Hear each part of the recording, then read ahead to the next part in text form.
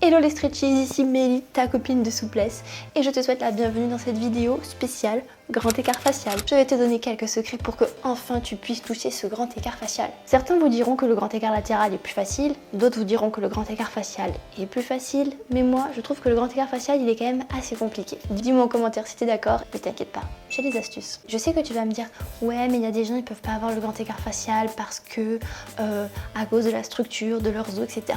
C'est vrai.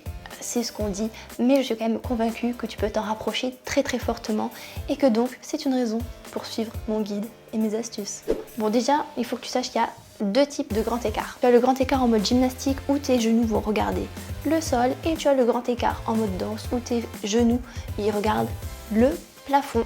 On peut dire que le grand écart façon danse est un petit peu plus difficile parce que tu as besoin d'avoir un moyen fessier bien musclé pour pouvoir faire cette rotation externe des hanches qui te permet hop d'avoir les genoux qui regardent vers le plafond.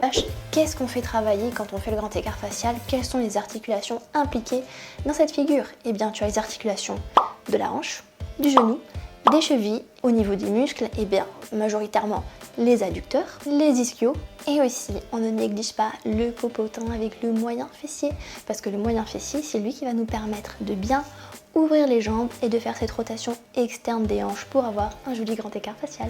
Maintenant que tu connais l'anatomie de ton grand écart facial, il n'y a plus qu'à passer à la pratique, alors c'est parti.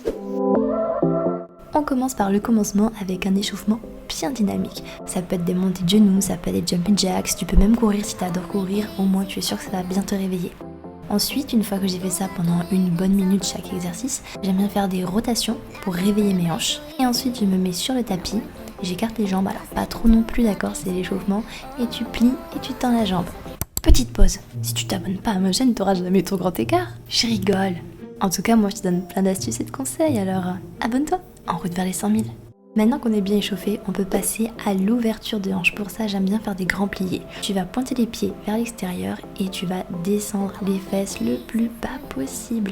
Alors attention de ne pas cambrer. Le popotin ne doit pas aller en arrière. Tu dois avoir le dos le plus droit possible pour bien sentir cet étirement. Et tu continues à faire des petits ressorts pendant une bonne minute.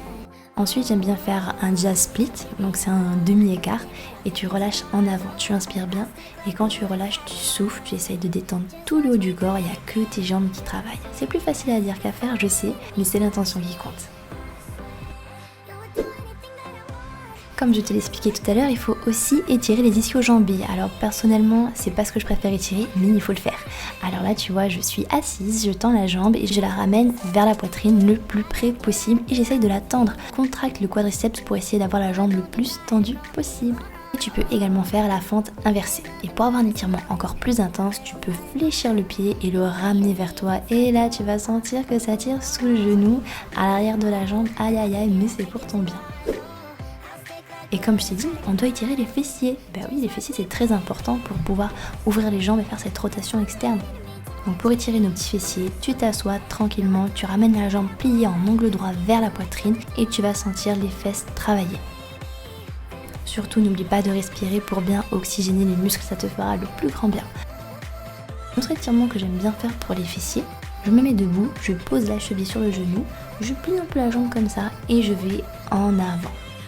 J'essaie de poser les mains par terre et si j'arrive pas à poser les mains par terre, je peux très bien me tenir sur une chaise, un canapé, peu importe, l'important c'est de sentir un étirement.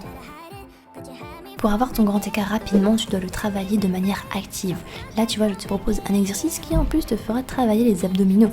Tu tends les jambes devant et après tu essayes de les ramener vers toi, tu les écartes et tu fais ça plusieurs fois. Et tu fais ça pendant une minute. Une fois que tu as fait ça, tu gardes les jambes écartées, tu peux mettre tes mains dessus et tu fais des petits battements. Cet exercice-là, il est incroyable. On peut l'appeler la limace, comme tu veux, le serpent. En tout cas, tu vas ramper. Tu vas en avant et tu essayes de fermer les jambes et après tu fais le chemin arrière. C'est pas facile. Alors même si tu dois te relever un petit peu pour aller en avant et revenir en arrière, c'est pas grave. Le but, c'est d'y arriver.